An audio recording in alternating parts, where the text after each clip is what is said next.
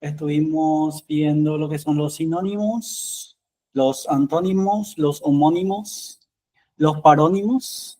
También estuvimos desarrollando la parte de prefijos y sufijos. Y por último, la parte de los hiperónimos y los hipónimos. Bueno, hoy estuve mirando los exámenes, no solamente el de 2022, porque ayer los ejercicios que les presenté ayer provinieron del examen del 2022 y hoy sí pude ver el examen del 2023 y el 2024. Agarré de ese material algunos ejercicios que aparecieron en el examen que me gustaría compartir con ustedes, porque me parece interesante. Voy a compartir mi pantalla y vamos a empezar, porque después tenemos que desarrollar la clase número 3.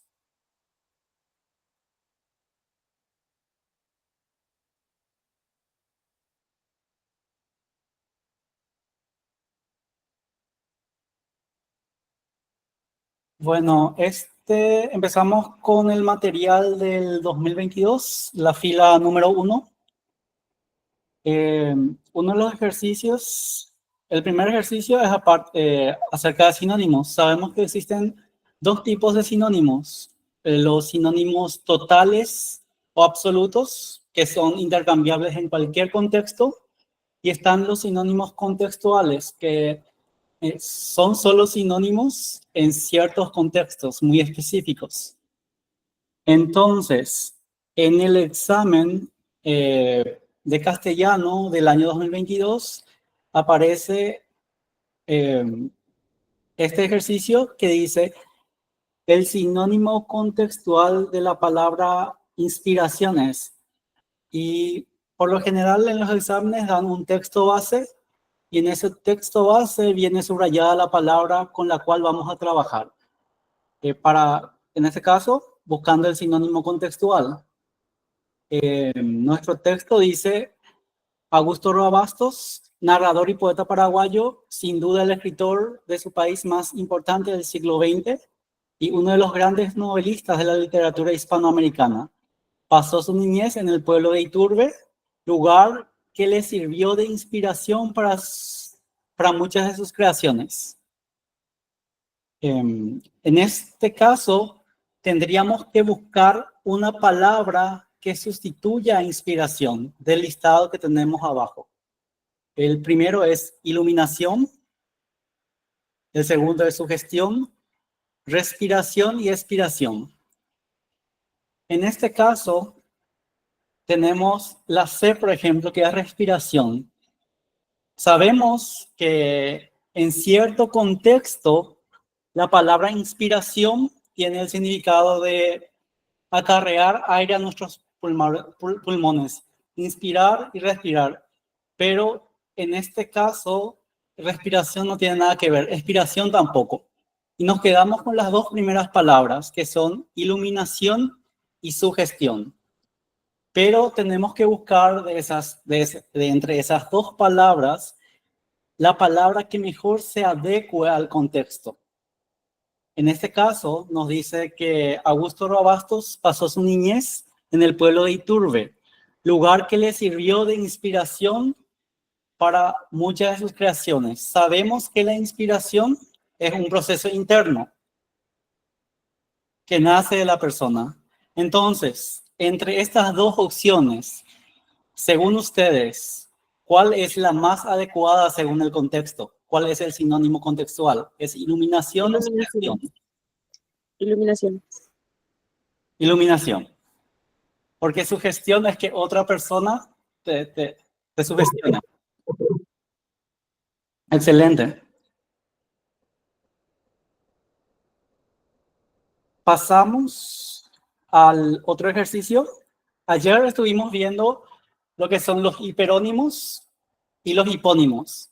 Dijimos que los hiperónimos son palabras de mayor jerarquía que engloban a otros hipónimos. En este caso, el hipónimo adecuado del hiperónimo animal es, te dan las opciones, la opción A es gardenia, chita, tapir. La B es armadillo, lirio, calandria. La C es tucán, carpincho, cardenal. Y la D es colibrí, tapir y vapón. Según ustedes, ¿cuál opción es la adecuada, la correcta? El C. El C, porque son 3 animales. En los otros agrupa animales y plantas. Es el C, exacto. El cardenal es un ave. El cardenal es un ave. El cardenal en este caso es un homónimo también, porque está el cardenal que es el animal y el cardenal que es un sacerdote que vive en el Vaticano.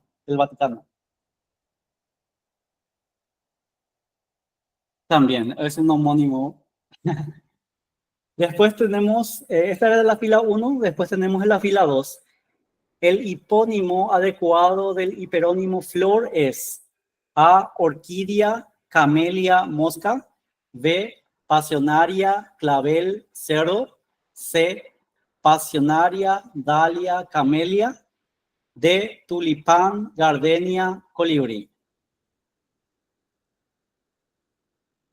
El C. El C. Pasionaria, dalia, camelia, que son tres nombres de flores que son los hipónimos del hiperónimo flor.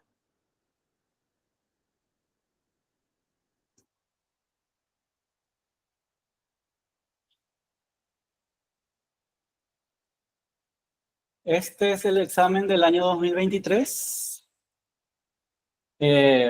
Dice, busca también dar con el sinónimo contextual de la palabra estimar. El texto dice lo siguiente.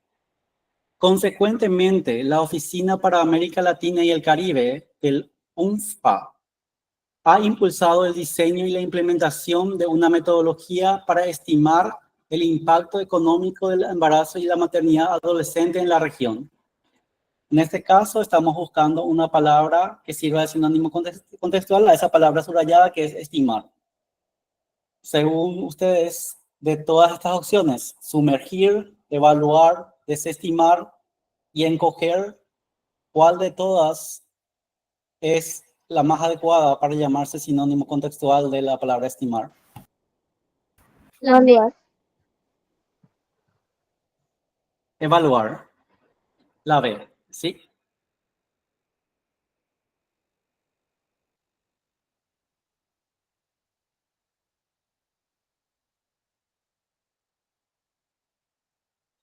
Porque es, la forma más fácil de encontrar el sinónimo contextual es empezar a cambiar esa palabra en el texto, por ejemplo, decir, metodología para sumergir el impacto no tiene sentido.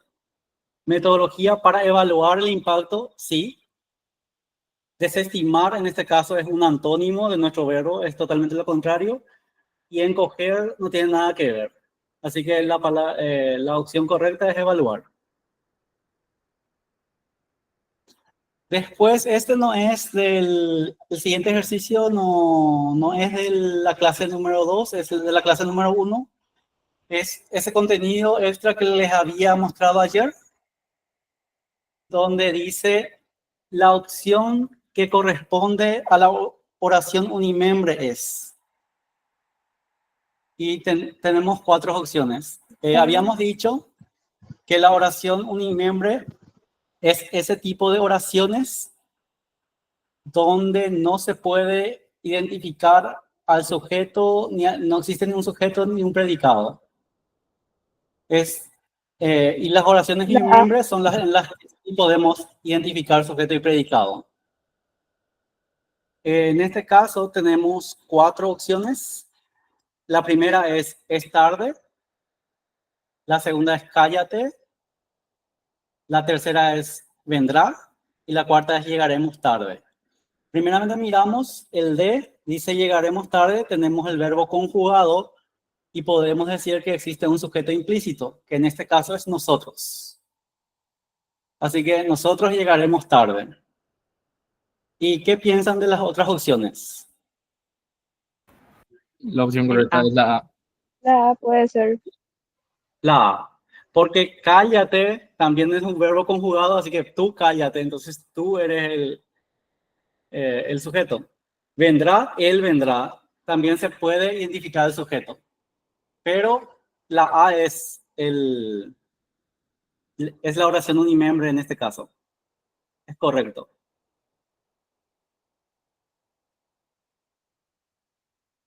Después, miré también el examen del 2024. Tenemos también un texto que dice: la honestidad es el valor que nos permite vivir una vida congruente. Es decir, que lo que pensamos, sentimos y hacemos está en sincronía. Pero siempre tienen que leer bien el enunciado de las preguntas, porque en este caso nos pide más sinónimo. Según el texto, el vocablo que guarda relación de antonimia. ¿Qué era antonimia? Antónimo.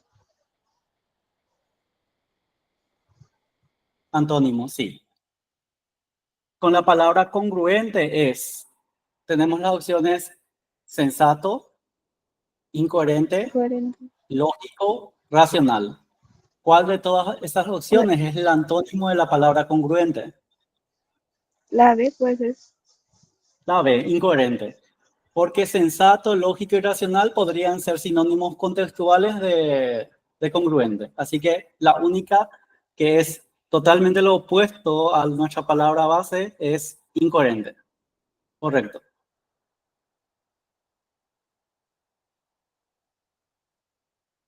Siempre lean bien porque muchas veces nos apuramos y no leemos bien la pregunta y podríamos errar.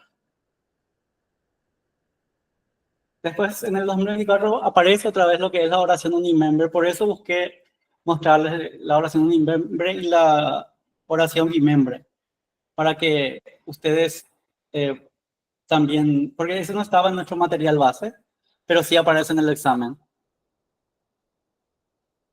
Dice, la opción que corresponde a la oración unimembre es A, me mareo cuando viajo en avión. ¿Esta es una oración unimembre o es una oración bimembre? ¿Se puede identificar al sujeto en esta oración? Es bimembre. Es bimembre. El sujeto es implícito, que es yo me mareo. Después, en el segundo, encontrémonos en el patio de la facultad. Al concentrarnos en el verbo, nos damos cuenta que está conjugado también y es una oración bimembre. El tercero, truena cada vez más fuerte. No tiene sujeto. ¿Qué piensas de esta oración? Oración unimembre. Unimembre. ¿Por qué es unimembre? Porque no tiene sujeto. Si no tiene sujeto, es una oración impersonal porque es un fenómeno natural, truena. Es como el mismo caso de que llovió ayer a la noche, donde no se podía identificar al sujeto. Entonces, esta es nuestra opción que es una oración unimembre. La respuesta es C, entonces. Y la D se puede identificar fácilmente al sujeto, que es el campo, porque el campo estaba lleno de árboles. ¿Quién estaba lleno de árboles? El campo. Es un sujeto explícito.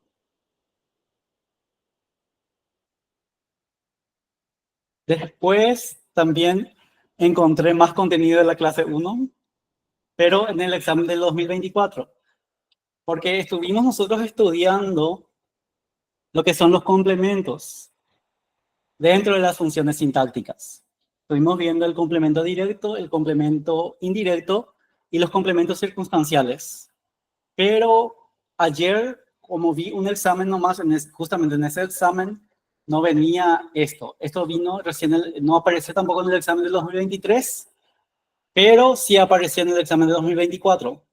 Y dice, en la oración, Ricardo y Mónica festejarán sus bodas de oro por la mañana. Se identifican dos complementos correctamente. Y te pide nombrar a los dos complementos dentro de esta oración. Según ustedes, ¿qué clase de complementos tenemos en esta oración? Directo y circunstancial de tiempo. Excelente. El directo, que es sus bodas de oro. Porque, ¿qué festejarán Mónica y Ricardo por la mañana? Sus bodas de oro. Responde a la pregunta ¿qué? Entonces, es un complemento directo.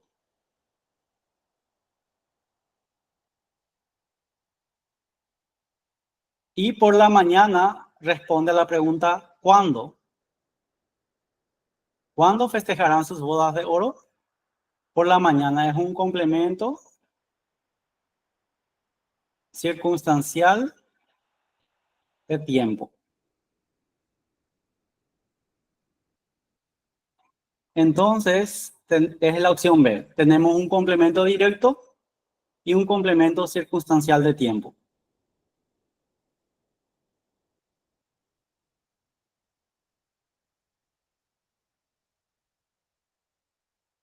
Después saltamos nuevamente a la clase 2. Un ejercicio de Una, la clase 2 que dice, una pregunta, ¿cómo sí, sería si fuera un complemento indirecto? Un pequeño ejemplo. en el caso de los complementos indirectos, responden a la pregunta ¿a quién y para quién? Por ejemplo, vimos un ejemplo en nuestro material que decía, le compré un regalo a mi hermana. Donde, ¿a quién le compré el regalo? A mi hermana. Eso es un complemento indirecto cuando responde a la pregunta ¿a quién o para quién?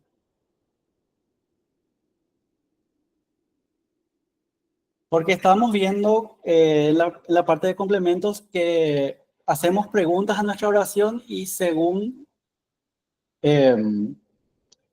si es que la oración responde a esa pregunta, existe un complemento.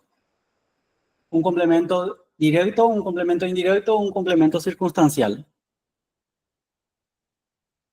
Y en el caso de que haya dudas si es un complemento directo o un complemento indirecto, habíamos visto que podemos sustituir por los pronombres, si es que no estamos seguros. Para el complemento directo podemos sustituir por los pronombres lo, la, los, las, dependiendo del número y el género. Y para el complemento indirecto, le y les. Por ejemplo, compré un regalo para mi hermana. Entonces, a mi hermana podés sustituir por el pronombre le. Entonces, podés poner al inicio, le compré un regalo. Pero si es que sustituís por el pronombre la compré un regalo, ahí no tiene sentido. Entonces, ahí sabes que es un complemento indirecto. En el caso que haya duda. Entre complemento directo, si es un complemento directo o un complemento indirecto. Está bien, muchas gracias.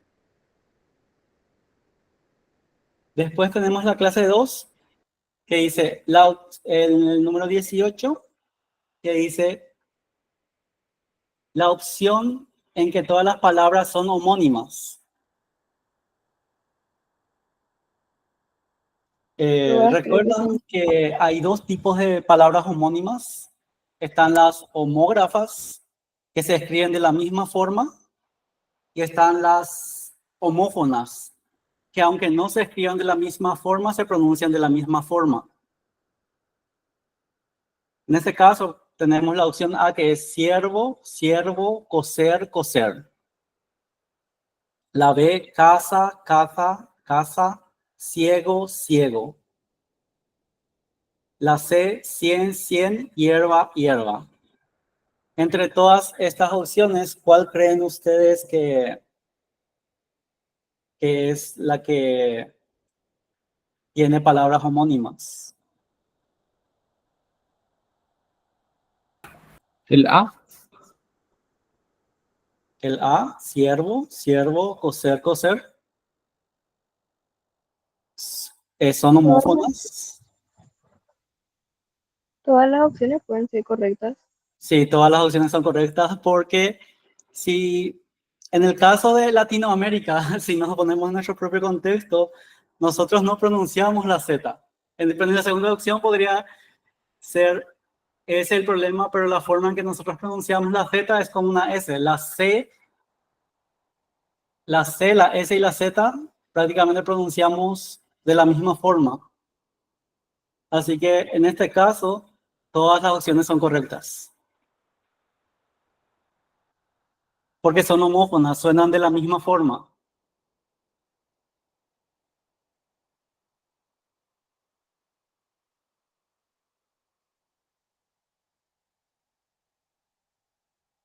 Después este es de la fila 2.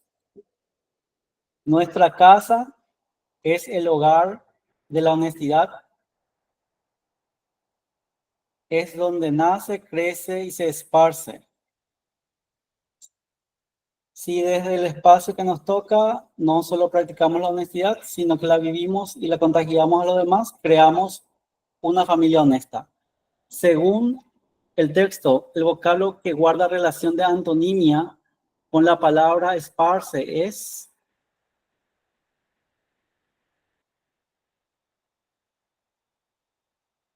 Oculta. oculta. Porque todos los demás son sinónimos contextuales que en ciertos contextos podrías usar como sinónimos de la palabra esparce.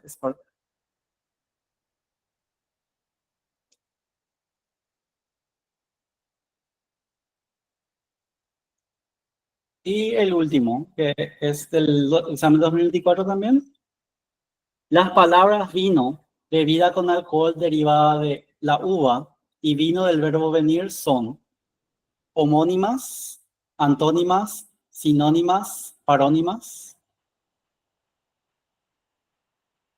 Homónimas.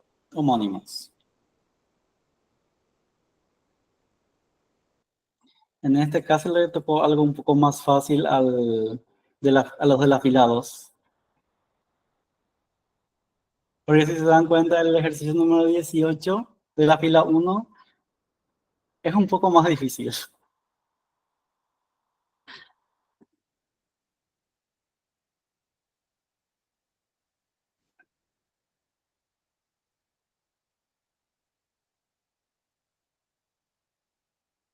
Ahora vamos a empezar con nuestra clase número 3.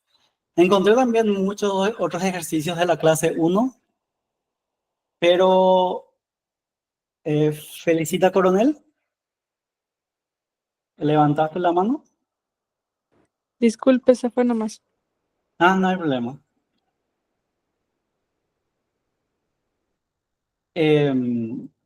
Como estaba diciendo, encontré ejercicios también de nuestra clase número 1 en el 2024 y en el 2023, más ejercicios, pero no los presenté hoy por la limitante de tiempo que tenemos. Pero sí los exhorto a que revisen los exámenes viejos, practiquen con ellos, midan su tiempo. Vamos a ir, en cada clase voy a ir buscando ejercicios de los exámenes anteriores y antes de empezar la clase vamos a hacer siempre esta dinámica. Entonces, para ver que nuestras clases sí se conectan con los ejercicios en realidad. Y a veces vemos el concepto en la clase, pero en el examen se presenta un poquito diferente, pero es el mismo concepto. Entonces, es importante unir lo que es la parte teórica de nuestras clases con la parte práctica, que es el examen. Bueno, voy a compartir mi pantalla y empezamos la clase número 3.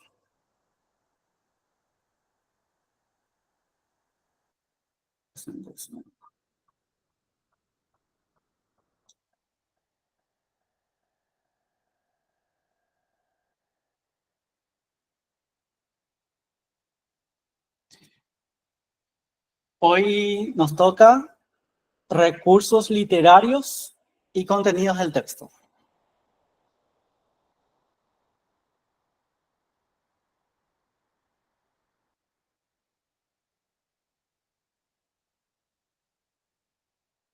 Primeramente vamos a ver lo que son las figuras literarias o recursos léxicos. La definición nos dice que son estrategias que embellecen y dan fuerza al lenguaje, ayudando a transmitir ideas y emociones de forma creativa. Se emplean principalmente en literatura, poesía, narrativa, etc. Bueno, lo que son las figuras y los recursos literarios son como las herramientas que usan los escritores para, como dice ahí, embellecer sus obras. En vez de decir algo muy seco, muy directamente, se usan ciertas herramientas, ciertas formas de escribir que ayudan a transmitir el significado, lo que quiere expresar el escritor. Y por ello, existen un montón, la verdad. Pero en este material creo que se citan los principales, aunque he visto el examen hoy también y he visto que algunos aparecen en el examen, pero no están en nuestro material, así que mañana estaré abordando esos temas antes de la clase. El primer recurso literario o figura literaria que se nos cita acá es la sinestesia, que es la asociación de elementos que evocan distintas sensaciones relacionadas con los sentidos, olfativas, gustativas, táctiles. En este caso, el ejemplo dice, con agrio ruido abrióse la puerta, donde agarra y mezcla lo que es ruido, que es auditivo, con agrio, que es gustativo. Entonces, esa mezcla entre elementos que evocan sensaciones sensoriales se lo conoce como sinestesia. Por ejemplo, dice dulce sonido. Sonido que es una sensación auditiva y dulce que es gustativa. También acá, el perfume amargo de su derrota. Perfume que es olfativo y amargo que es gustativo también. Tenemos más ejemplos. Por ejemplo, yo tenía un aroma dulce y tenía un aroma dulce como su voz. Se mezcla el olfato con el oído. En el ejemplo 2, en poesía, el cálido sonido del violín llenaba la sala. Se asocia la temperatura con el sentido del oído. En el 3, sus palabras eran amargas y punzantes. Se combinan el gusto y el tacto. O sea que tenemos una figura literaria que es la sinestesia, donde se combinan sensaciones sensoriales.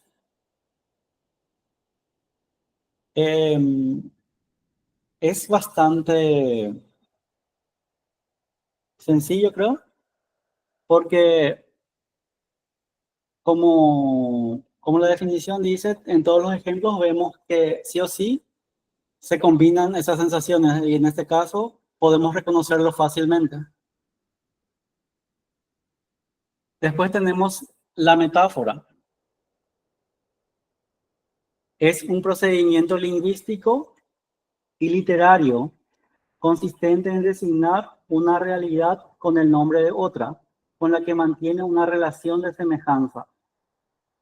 se basa principalmente en establecer una relación de semejanza. Existe un término real que sirve de punto de partida y un término evocado o imagen. Pero en la metáfora se ha eliminado uno de los términos comparados. En la metáfora siempre existe una parte real y una parte ficticia a la que evocamos. Por ejemplo, acá tenemos esta oración que dice: poco a poco las hojas secas van cayendo de mi corazón, son mustio, doliente y amarillo.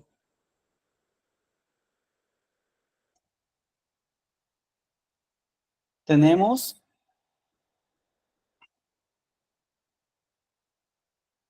acá tenemos que compara su corazón con un árbol, pero no es como la comparación porque no existen las partículas como tal.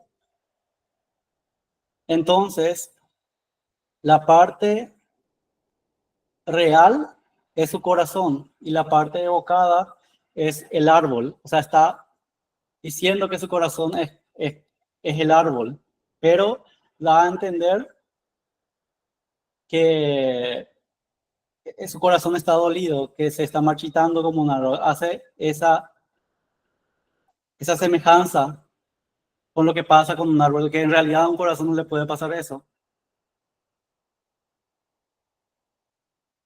También tenemos, por ejemplo, tenemos por reemplazo, acá tenemos las perlas que adornan tu boca. En este caso, con perlas se está refiriendo a los dientes. Después tenemos también rebaños de autobuses.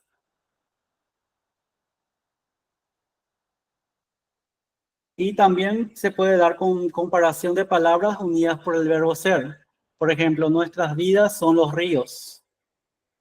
O el sol es un globo de fuego. Como ejemplos. Acá tenemos más ejemplos de metáforas. Las perlas de su boca iluminaban la habitación. Las perlas representan los dientes. Después tenemos ejemplos de naturaleza. El cielo lloraba sobre la ciudad. En este caso, el llorar representa la lluvia.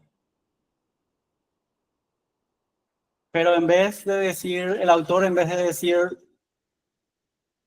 llovía sobre la ciudad, cambia, usa la figura literaria de la metáfora y dice el cielo lloraba sobre la ciudad. Después tenemos el ejemplo número 3, que es el amor. Eras el faro que guiaba mi camino en la oscuridad. En este caso, el faro simboliza una persona que da orientación o esperanza.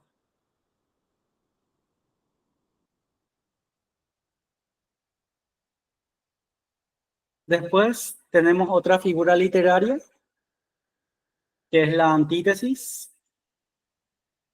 La antítesis se usa como cuando el escritor emplea dos frases de significados opuestos, pero cercanos, en proximidad para crear contraste. Juega con los opuestos complementarios para crear un significado vívido. Tenemos los ejemplos. Es tan corto el amor y tan largo el olvido. Si nos fijamos, corto, largo, son opuestos. Amor y olvido también. Y si nos fijamos acá en antítesis, tenemos acá un prefijo que es anti, que significa contraposición. Así que una estrategia muy buena para recordar esta figura literaria es que cuando se vean opuestos, eso es antítesis porque por el prefijo que antecede. Por ejemplo, los niños van por el sol y las niñas por la luna, donde niños y niñas son opuestos, sol y luna también. La guerra nos da muerte mientras que la paz nos da vida. Al igual que guerra, paz, muerte y vida, dos ideas opuestas que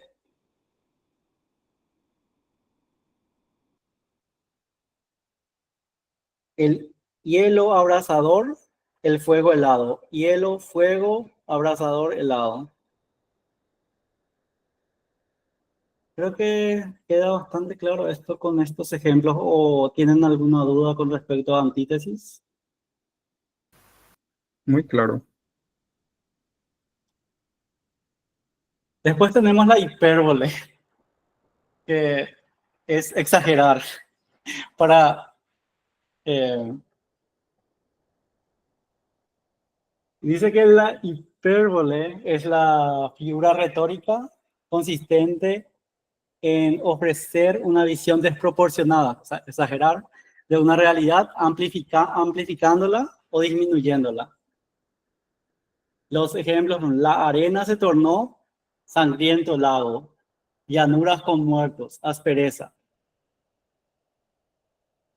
donde exagera al comparar, por ejemplo, al decir que la arena se tornó un sangriento lago.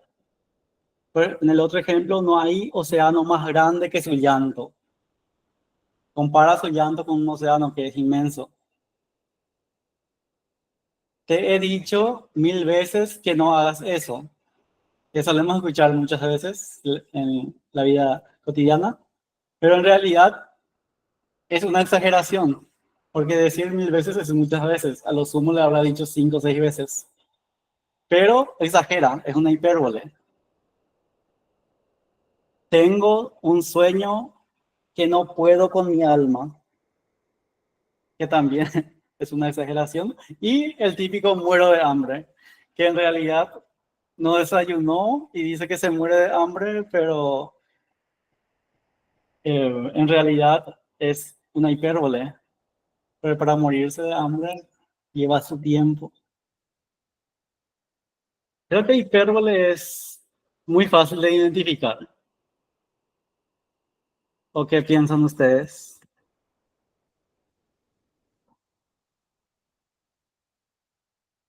Entiendo. Y después tenemos la ironía, que cuanto más grandes no son los autores literarios los que usan la ironía, nosotros al día a día usamos la ironía en forma de sarcasmo. La ironía consiste en jugar con las palabras, de tal manera que el significado implícito en la oración es diferente al significado literal. Es lo que el típico decís una cosa, pero en realidad estás diciendo otra. A menudo se utiliza para sugerir fuerte contraste del significado literal planteado. En profundidad, un mayor significado real se revela no por las palabras mismas, sino por la situación y el contexto en que se encuentran. Y tenemos varios tipos de ironía. Tenemos el sarcasmo, cuando la burla es tal que se convierte en un insulto. Por ejemplo, le dices a alguien, qué listo eres, pero en realidad estás tratando de decir todo lo contrario. Eso es sarcasmo. En realidad estás tratando de dar a entender que es tonto. O a alguien muy aburrido le decís, seguro que eres el alma de la fiesta. En realidad no estás diciendo eso. Si vas a agarrar esta frase y agarrar el significado literal, estás diciendo que es una persona muy divertida, pero en realidad estás tratando de decir lo contrario. Qué buen trabajo has hecho. Ahora hay que hacerlo todo, rehacerlo todo. Crítica disfrazada de cumplido. O, por lo general, en tiempo de la universidad y eso, había algunas compañeras que no se llevaban bien y dos eran amigas y la otra no era su amiga y le decía a la otra, ah, mira, ya viene tu amiga, que en realidad no es su amiga, pero está usando el sarcasmo. Está diciendo una cosa, pero significa otra.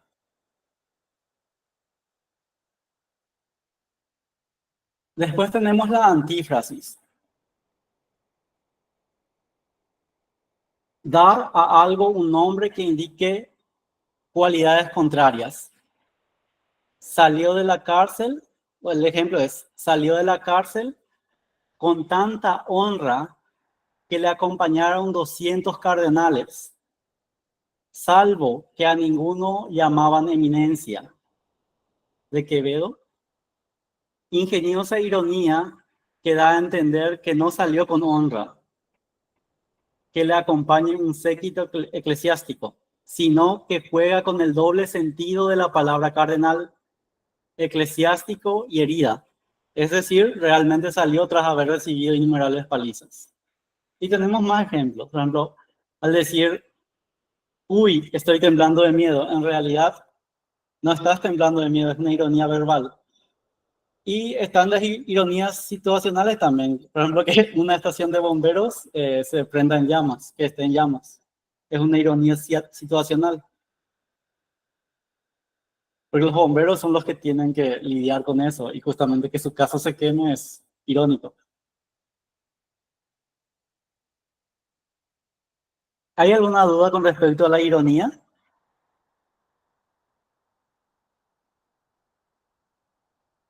¿Son los únicos tipos? Ah, estos dos tendría que ver, según, creo que estos dos son los principales, pero voy a investigar eso y si es que encuentro más, voy a presentar mañana al inicio de la clase. Está bien, gracias. Ok.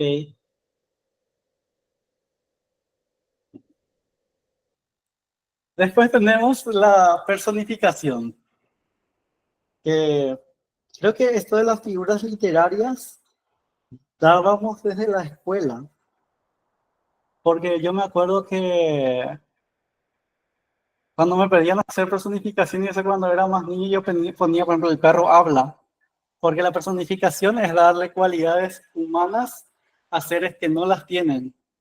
Pero cuando lees los ejemplos que vamos a ver, por ejemplo, te das cuenta que hay personificaciones mucho más elaboradas. Bueno, como dice la definición, la personificación es una figura retórica que consiste en atribuir cualidades o características humanas a objetos inanimados, animales o conceptos abstractos. Se utiliza para crear imágenes vívidas, dar vida a lo inanimado y generar una conexión emocional en el lector o el oyente. Al personificar algo, se le otorgan atributos y acciones propios de los seres humanos.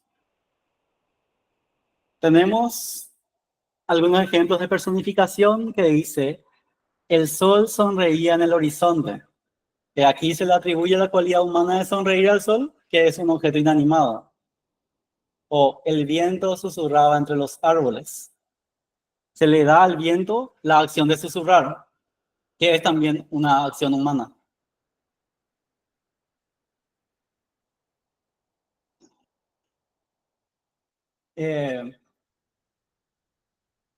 Por ejemplo, está también tipo, lo que dicen, que decimos mucho, por ejemplo, los pájaros cantan, que en realidad los pájaros emiten un sonido, pero el cantar en sí es una acción humana, así que eso sería una personificación también.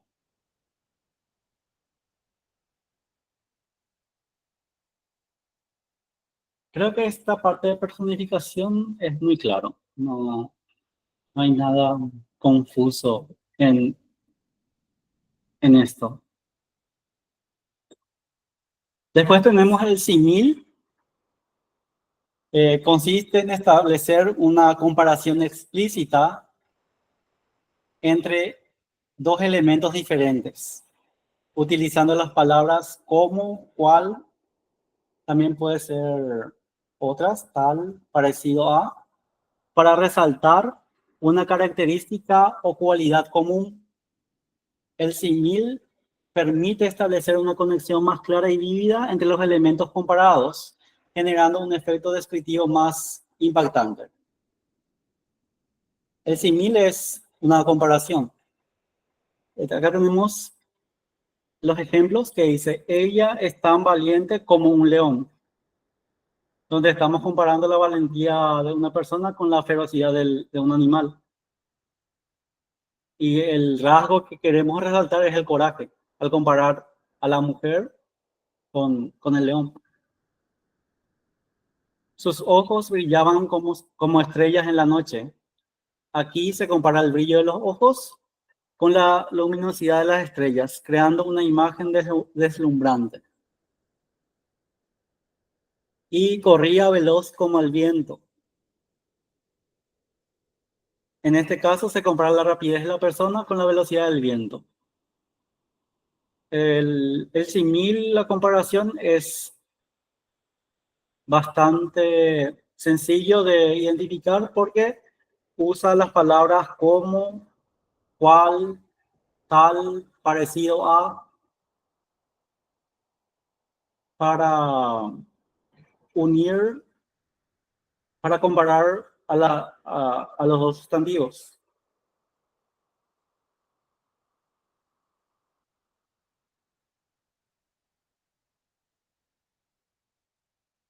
Después tenemos la onomatopeya. Es la utilización de palabras cuyo sonido imita o reproduce el sonido natural o característico de aquello a lo que se refieren. Es decir, se trata de palabras que suenan similar a los sonidos que representan.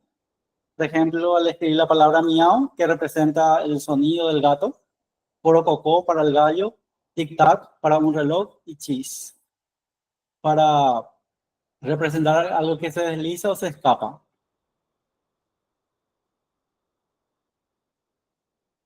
La onomatopeya en español no es que exista así demasiadas palabras que se usen, pero en el guaraní es bastante común. Es imitar el sonido de ciertas cosas, por ejemplo, en el guaraní, vamos a ir un poquito al otro idioma, shururu, por ejemplo, es que imita el sonido del aceite cuando se está fritando algo. O wiruru, que es el sonido. O sea, la onomatopeya es lo que intenta es escribir copiando el sonido de las cosas. No sé si me explico.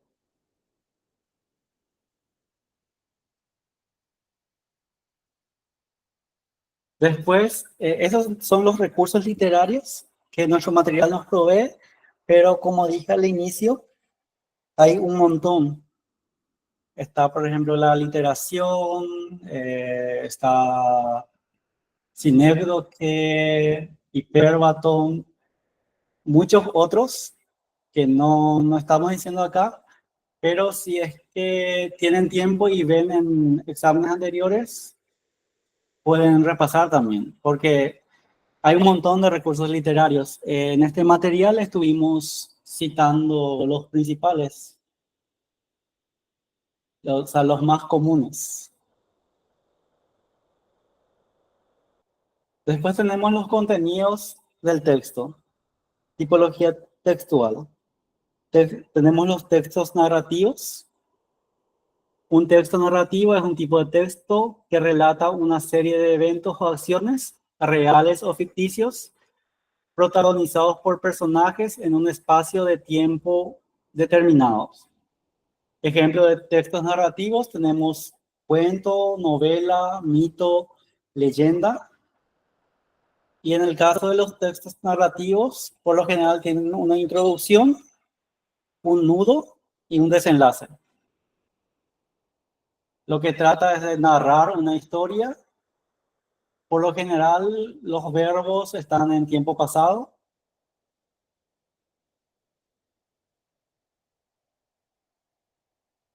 Después tenemos otro tipo de texto, que es el texto descriptivo. Es aquel que tiene como objetivo representar mediante palabras las características de personas, lugares, objetos, situaciones o fenómenos, de manera que el lector pueda imaginarlo o comprenderlo con claridad.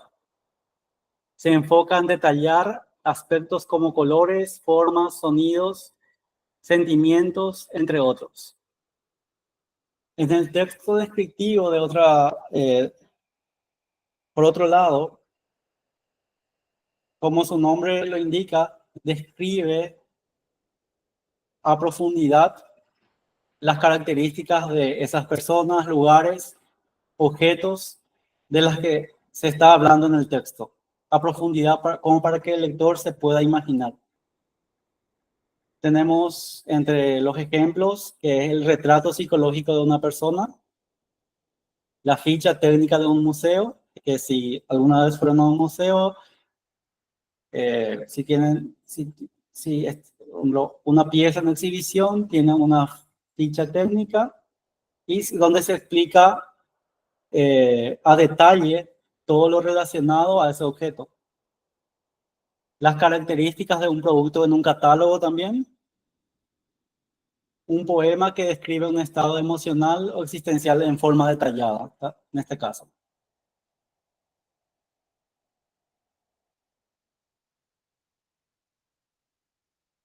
Después tenemos el texto argumentativo. Tiene como objetivo expresar opiniones o rebatirlas con el fin de persuadir a un receptor. La finalidad del autor puede ser probar o demostrar una idea, una tesis, refutar la contraria o bien persuadir o disuadir al receptor sobre determinados comportamientos, hechos o ideas. La estructura cuenta con introducción, desarrollo, citas de autoridad, tesis, conclusión. En el texto argumentativo, lo que se trata es de convencer al lector de la idea de la persona que escribió el texto, en ese caso la tesis. Por ejemplo, la tesis, por ejemplo, es un texto argumentativo donde vos intentás probar tu idea. Y en los ejemplos son ensayos, discursos. En el texto argumentativo el texto argumentativo te intenta convencer de algo, que vos pienses de la misma forma, o en caso contrario, intenta explicar de por qué estaba errada la persona que escribió una tesis, por ejemplo. Puede haber un texto argumentativo en contra de una idea también.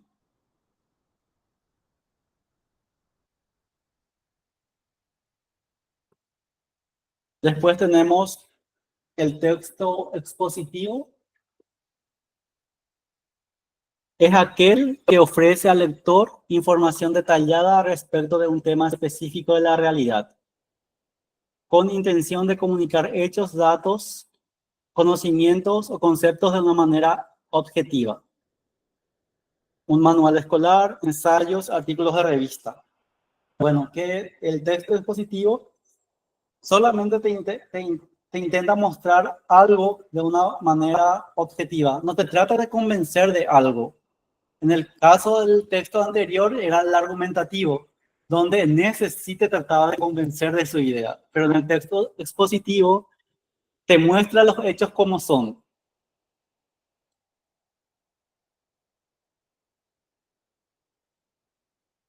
Después tenemos los textos instructivos. Son aquellos que se refieren a la secuencia de indicadores sobre cómo llevar a cabo una determinada acción. La complejidad del mismo varía dependiendo del objeto a manipular o las acciones a realizar. Entre los ejemplos tenemos recetas de cocina, reglamentos, guías, prescripciones médicas.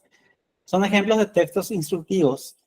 En los textos instructivos te intentan dar los pasos que debes seguir, una secuencia de acciones para llevar a cabo algo, tipo, por ejemplo, compraste un mueble y el folleto que viene con ese mueble para armar ese mueble es un texto instructivo porque te está dando los pasos que tienes que seguir para poder llegar al fin, que es tener tu mueble armado. Ese es un texto instructivo.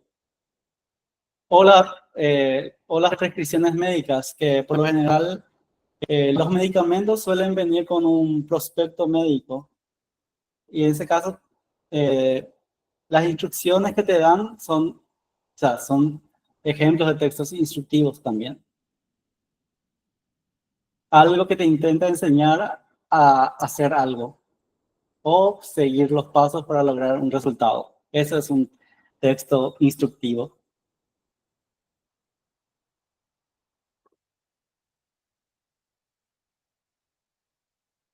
Después tenemos los textos literarios, donde un texto literario es una obra escrita que se caracteriza por su uso artístico del lenguaje y su intención estética, a diferencia de los textos informativos o técnicos.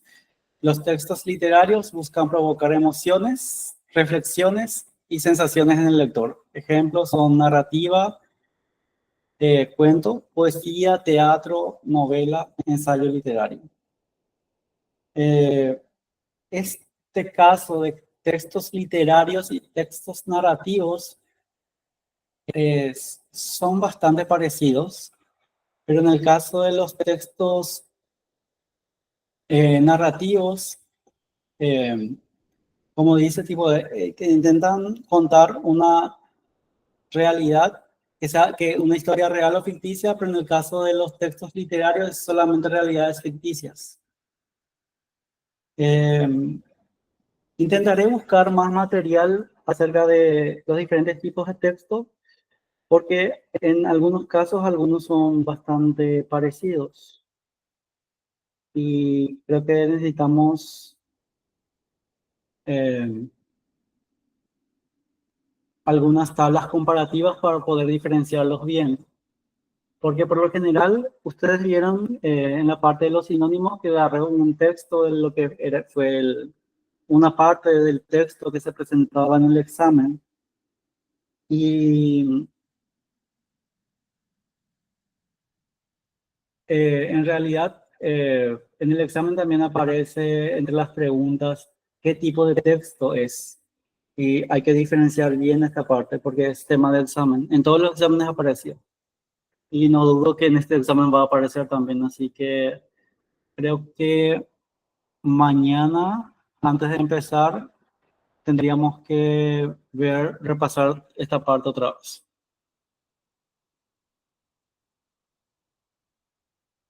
Y eso es la clase de hoy, donde estuvimos viendo los recursos literarios y los tipos de texto. Es una clase corta, por eso cuando me dijeron que estaban dando matemáticas no tuve problema, porque sabía que íbamos a poder desarrollar rápido todo esto. Porque la parte de figuras literarias, creo que todos vimos en el colegio y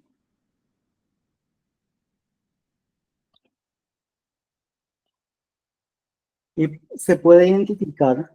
Solamente que les recomiendo que lean los conceptos, vean los ejemplos, porque estaba mirando en los exámenes viejos y es bastante similar a los ejemplos que tenemos en nuestro material, la clase de frases que usan. Así que creo que aquí termina nuestra clase. Si tienen alguna duda, me pueden decir o nos vemos mañana. Creo que ustedes también están cansados porque creo que su clase empezó a las 4:30 y terminó bastante tarde de matemáticas, que es bastante bueno también que estén estudiando matemática.